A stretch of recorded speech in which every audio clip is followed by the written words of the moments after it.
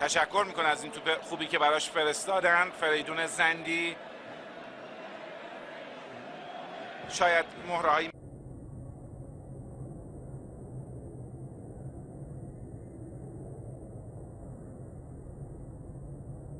مثل میلاد میداودی، حتی آندرانیک تیموریان اگه شرایط بازی رو واقعا پیدا کرده باشه که اسمش رو نیمکت نشینا رد شده، و گوران بیرکوویچ ذخیره‌ای که معمولا میاد به بازی، علی خسیف،